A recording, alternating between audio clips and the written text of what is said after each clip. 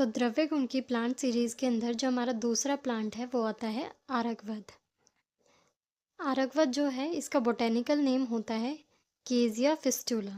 इसमें जो ये लास्ट वाला वर्ड है फिस्टुला जो इसका स्पीशीज नेम है, इसका मतलब होता है ट्यूब लाइक।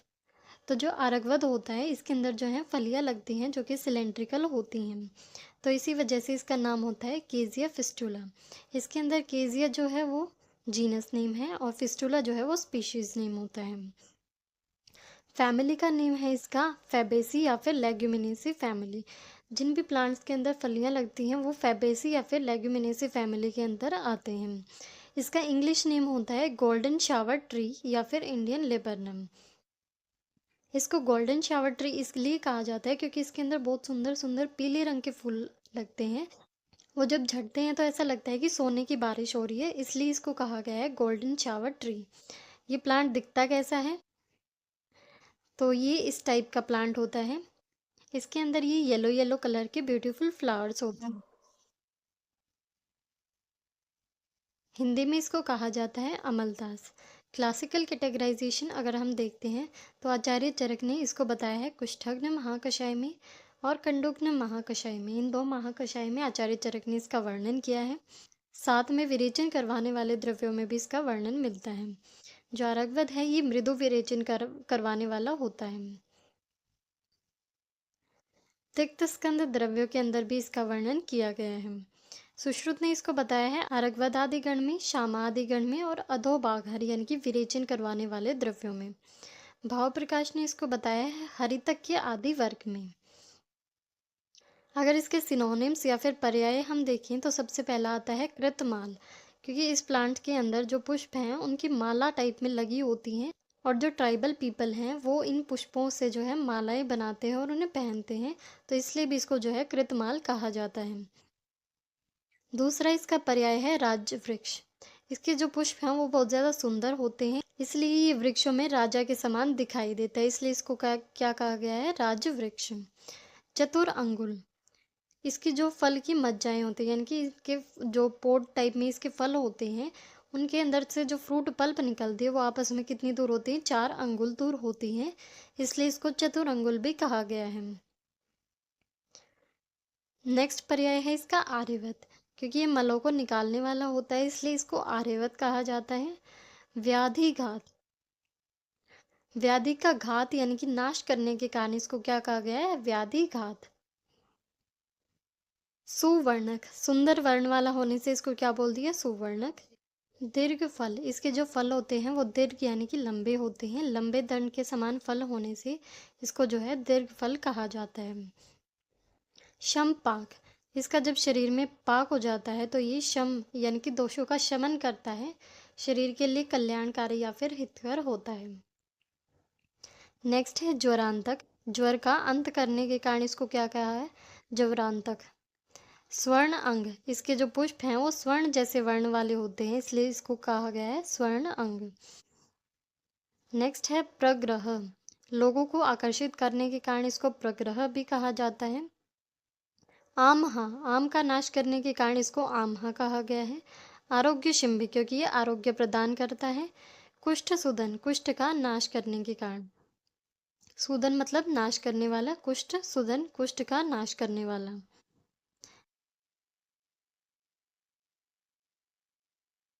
एक्सटर्नल मॉर्फोलॉजी अगर देखें तो ये आरकवत का जो प्लांट होता है ये एक मीडियम साइज का ट्री होता है और पेरेनियल ट्री होता है। इसका मतलब है इसकी लाइफ स्पेन जो है काफ़ी ज़्यादा लंबी होती है। इसकी स्टेम की अगर बात करें तो स्टेम जो है इसका इरेक्ट होता है, अलग अलग इसके अंदर ब्रांचेज रहती हैं जैसे ये यहाँ पर दिखा रखी हैं, ये इसकी ब्रांचेज होती हैं। सिलेंड्रिकल स्टेम होती है इसकी, इसके अंदर कोई भी कॉर्नर्स वगैरह नहीं मिलेंगे, सिलेंड्रिकल स्टेम है, यहाँ पर दिख रही है। वुडी होती है और सॉलिड होती है, अंदर से खोखली नहीं है, सॉलिड है। तो ये इसकी जो है स्टेम हो गई। हैबिटेट की अगर बात करें तो ये जो प्लांट है ये ऑल ओवर इंडिया ग्रो करता है और ये ब्यूटीफुल प्लांट होता है, इसलिए इसकी वजह से इसको गार्डन्स में भी कल्टीवेट किया जाता है। हैबिट देखें तो मीडियम साइज़ का पेरेनियल ट्री है। स्टेम जो है वो इरेक्ट यानी कि सीधी होती है, ब्रांच्ड होती है, सिलेंड्रिकल होती है वुडी होती है, सॉलिड होती है और इसकी बार्क जो है वो ग्रीनिश ग्रे कलर की होती है। इसके लीव्स, इनफ्लोरेसेंस, फ्लावर्स और फ्रूट कैसे होते हैं वो ऊपर देखते हैं। तो अरगवद के जो पत्ते हैं वो इस टाइप में दिखते हैं। तो ये जो है यहाँ से इसकी ब्रांच आई हुई है और यहाँ पर हम लीव्स का पैटर्न देखिए तो एक लीव्स ये यहाँ पर है, देन एक यहाँ पर, तो ये ऑल्टरनेट पैटर्न है। तो लीव्स जो है वो ऑल्टरनेटली अटैच्ड होती हैं। उसके बाद जो लीव है, ये एक लीव जो है बहुत सारे लीफलेट्स में डिवाइड हो गई है। तो इस टाइप की जो लीव्स होती हैं इनको कहा जाता है कंपाउंड लीव्स। और कंपाउंड लीव्स के अंदर भी ये बेसिकली पेरिपिनेट टाइप की होती है। पेरिपिनेट लीव्स क्या होती हैं कि एक लीव जो है इस तरीके से आती है और एक लीफ ही जो है बहुत सारे लीफलेट्स में डिवाइड हो जाती है इस तरीके से। और ये जो लीव्स हैं ये इवनली अटैच्ड होती हैं, यानी कि अपोजिटली इसके जो लीफलेट्स हैं वो अरेंज होते हैं। इस टाइप की जो अरेंजमेंट रहती है ये होती है पेरिपिनेट। और इसके अंदर इवन नंबर में लीफलेट्स प्रेजेंट होते हैं, वो भी अपोजिट। जैसे इसके अंदर दे रखे हैं अपोजिट में इसके लीफलेट्स अरेंज्ड हैं। तो ध्यान रखना है लीफलेट्स कैसे हैं, अपोजिट हैं, और लीव्स कैसे हैं, ऑल्टरनेट हैं। और इनका जो बेस है वो कैसा होता है, पल्विनस होता है। पल्विनस यानी कि जो लीव्स हैं इनका बेस कैसा है, सोलन होता है। यहाँ पर देख सकते हैं ये सोलन है। यहाँ से जो इसके लीफलेट्स हैं वो कितने होते हैं, 4 to 8 पेयर्स में प्रेजेंट होते हैं यहाँ पर। जैसे इस वाले के अंदर देखिए तो 10 लीव्स हैं, यानी कि 5 पेयर्स। नॉर्मली जो है 4 से 8 पेयर्स इसके अंदर लीफलेट्स रहते हैं। लीफलेट्स जो हैं वो स्टोक्ड होते हैं, जैसे इसके अंदर दिखा रखे हैं, जिससे ये बीच वाले मिड रिब से अटैच्ड हैं। ओवेट शेप के होते हैं, जैसे अंडे की शेप होती है नीचे से इस टाइप में, तो ये इस जैसी शेप के होते हैं। इसके अलावा ये ग्लैबरस होते हैं, यानी कि स्मूथ और शाइनी होते हैं। इनके ऊपर कोई भी हेयर्स टाइप में प्रेजेंट नहीं होते, एकदम क्लीन होते हैं ये। इसके जो ये लीफलेट्स हैं इनके अंदर यूनिकोस्टेट रेटिकुलेट वेनेशन देखने को मिलती है। रेटिकुलेट वेनेशन बेसिकली होती है जिसके अंदर एक इस टाइप से मिड रिब होती है, ये बीच वाली मिड रिब है, और साइड में जो स्मॉल वेन्स निकलती हैं वो एक टाइप से ब्रांचिंग बनाती हैं। साइड से निकलने वाली वेन्स के अंदर क्या होती है, ब्रांचिंग होती है, इनको बोलते हैं रेटिकुलेट वेनेशन। यूनिकोस्टेट रेटिकुलेट वेनेशन क्या होती है, मिड रिब से निकलने वाले जो भी स्मॉल वेन्स होती हैं वो इस तरीके से अरेंज होती हैं, तो इसको बोलते हैं हम लोग यूनिकोस्टेट रेटिकुलेट वेनेशन। अब हम इसकी लीव्स को देखें तो यहाँ पर हम जो है ध्यान से देख पाएंगे, जैसे कि ये वाला लीफ है, यहाँ पर देखो ये वाली यहाँ से वेन गई हुई है, ये वाली ये इस टाइप से इसके अंदर अरेंजमेंट है। तो ये होती है यूनिकोस्टेट रेटिकुलेट वेनेशन।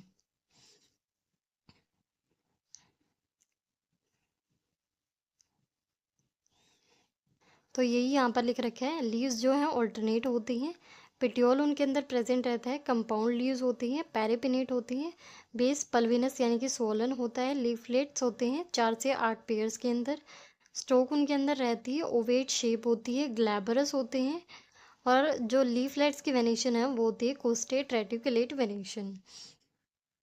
तो इसके अंदर सिर्फ कुछ ही पॉइंट्स जो है मेनली याद रखने हैं, बाकियों को स्किप भी कर सकते हैं।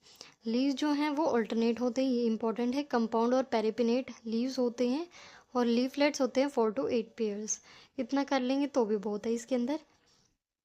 इनफ्लोरेसेंस की अगर बात करें तो इनफ्लोरेसेंस लॉन्ग एक्सिलरी पेंडुलस रेसिमोजस इसके अंदर होते हैं। फ्लावर्स की अरेंजमेंट जो है एक्सिलरी होती है। एक्सिलरी का मतलब है जैसे ये एक पत्ता है तो ये पत्ते की एक्सिला से यहाँ से जो है फ्लावर अटैच्ड होते हैं, तो ये जो है एक्सिलरी इनफ्लोरेसेंस होती है। पेंडुलस रेसिमोसिस का मतलब है जैसे ये स्टेम से अटैच्ड हैं और यहाँ से जो है फ्लावर्स निकलते हैं, तो यहाँ पर जो है नए पुराने वाले फ्लावर्स रहेंगे और जो टर्मिनल पार्ट होगा वहाँ पर जो है नए वाले फ्लावर्स ग्रो करते हैं इसके अंदर, ये होती है इनफ्लोरेसेंस।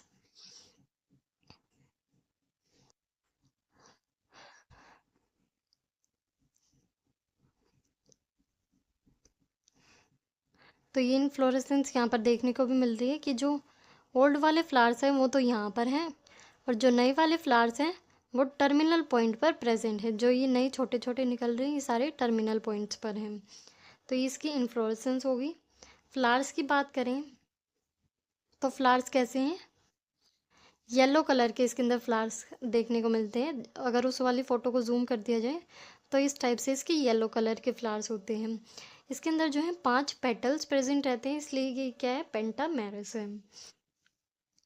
इनकी जो पेडिकल्स हैं वो बहुत ज़्यादा लॉन्ग रहती हैं, लॉन्ग पेडिकल्स इसके अंदर रहती हैं। और बाइसेक्सुअल फ्लावर्स ये होते हैं। फ्लावर्स कैसे होंगे, पेडिसलेट होंगे, लॉन्ग पेडिकल्स इनके अंदर रहेंगे, बाइसेक्सुअल फ्लावर्स हैं, येलो कलर रहता है, पेंटामेरस होते हैं। और फ्रूट की बात करें तो इसके अंदर जो है लेग्यूम यानी कि पोड्स होती हैं, जो कि 25 टू 30 सेंटीमीटर्स लॉन्ग होती हैं, जो कि लॉन्ग होंगी और सिलेंड्रिकल होंगी।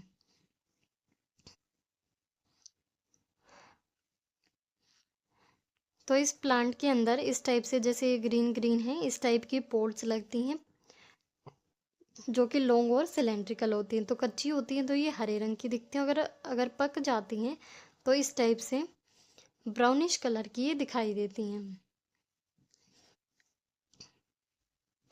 अगर इस इन फलियों को हम खोल देते हैं तो इस टाइप से इनका जो है फ्रूट पल्प भी दिखाई देता है, और इसके अंदर जो है सीड्स की अरेंजमेंट रहती है।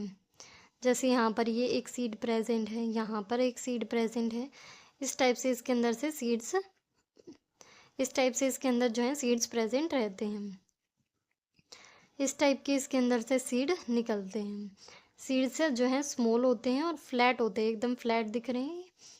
और जब ये फलियां पक जाती हैं तो सीड्स के अराउंड कैसा रहता है, ब्लैक कलर का पल्प रहता है।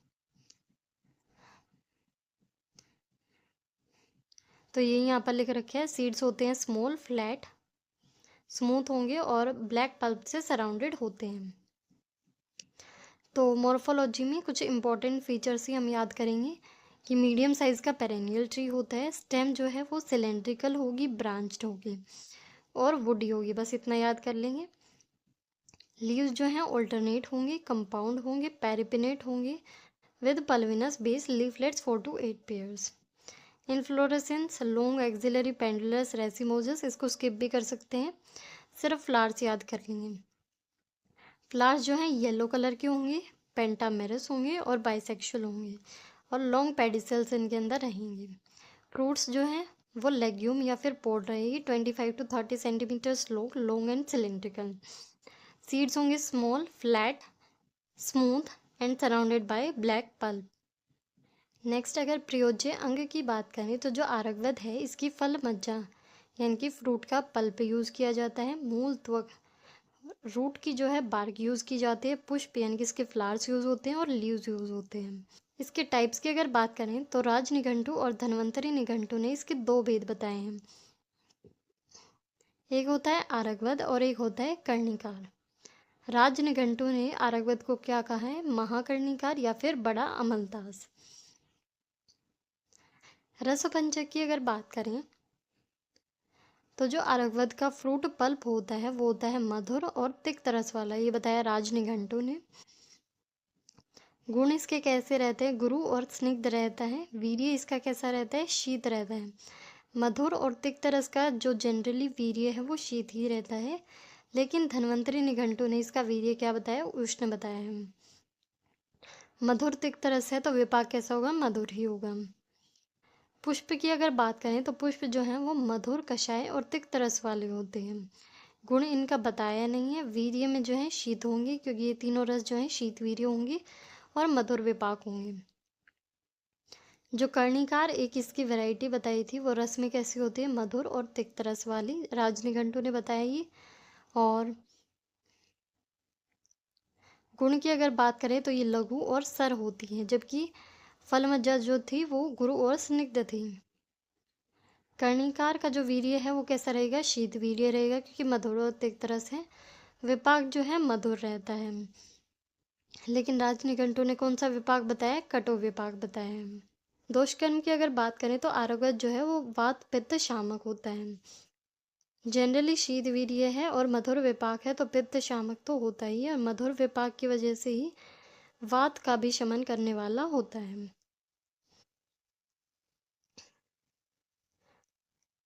फार्माकोलॉजिकल एक्शंस क्या होते हैं? तो जो आरकवध है ये लैक्सेटिव होता है, यानी कि मृदु विरेचन करवाने वाला है। एंटी इन्फ्लामेटरी होता है और एंटी पायरेटिक होता है। एंटी पायरेटिक मतलब फीवर को कम करने वाला होता है। आयुर्वेद के अनुसार कर्म देखें तो विरेचन करवाएगा, व्रण का शोधन करवाता है, यानी कि कहीं पर भी घाव हो गया है तो उसको धोने के लिए, उसका शोधन करने के लिए इसका यूज़ किया जाता है। कुष्ठग्न और कंडुग्न तो होता ही, आचार्य चरक ने बताया है महाकषाय में भी। ज्वरनाशक हमने अभी अभी देखा, शूलनाशक होता है और अर्शनाशक होता है। इसके जो पत्ते होते हैं वो मेद का विशोषण करते हैं, यानी कि मेद को कम करने वाले होते हैं और विरेचन करवाने वाले होते हैं। इसके जो पुष्प हैं वो ग्राही होते हैं, इम्पॉर्टेंट।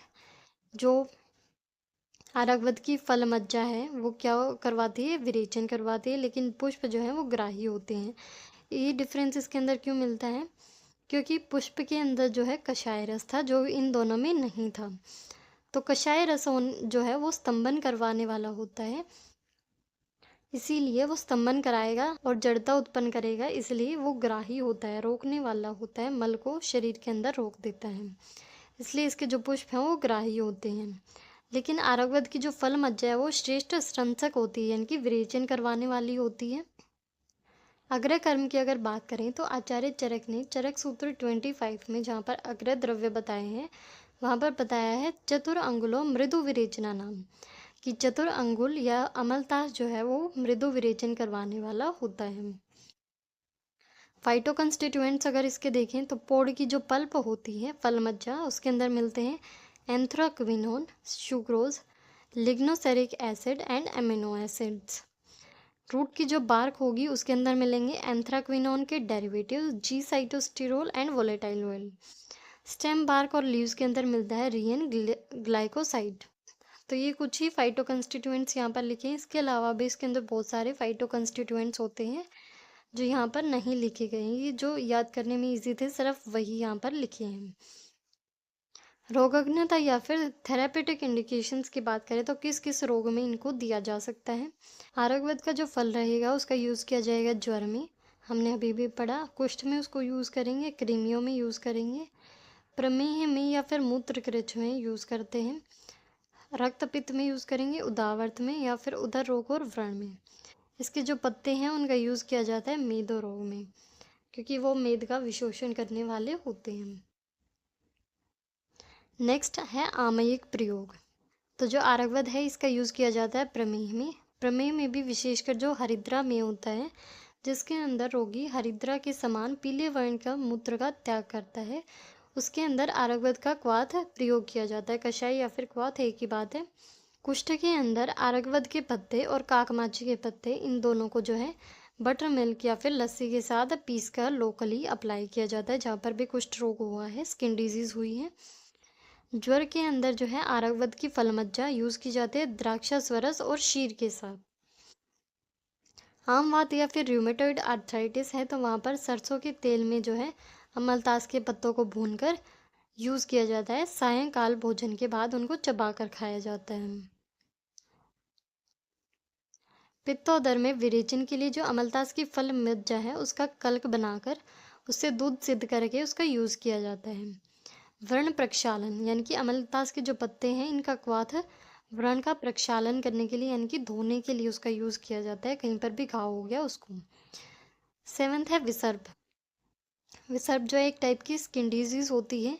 इसके अंदर आरकवध के पत्ते और श्लेष्मांतक की छाल, इनको जो है घी के साथ मिलाकर लेप लगाया जाता है। आरकवध की अगर विशिष्ट योग की बात करें तो आरकवध आदि तेल मिलता है, लेह इससे बनता है, आरकवध अरिष्ट बनता है, आरकवध आदि क्वाथ बनता है। और कंस्टिट्यूएंट्स क्या रहते हैं? महामरीचा आदि तेल, रासना आदि क्वाथ, महामंजिष्ठाद्य अरिष्टम। प्रतिनिधि द्रव्य या फिर सब्सटीट्यूट, कि अगर केजिया टोरा अवेलेबल नहीं है तो उसकी जगह हम जो है केजिया ग्रैंडिस यूज़ कर सकते हैं, उसकी फलियाँ यूज़ कर सकते हैं। मात्रा देखें तो बीज का चूर्ण जो है वो लिया जाता है 3 से 6 ग्राम, मूल त्वक का क्वाथ लिया जाएगा 10 से 15 ml, पुष्प का स्वरस लिया जाता है 5 से 10 ml और फल मज्जा 10 से 20 ग्राम। तो इसके साथ जो हमारा आरकवध है ये भी कंप्लीट हो जाता है।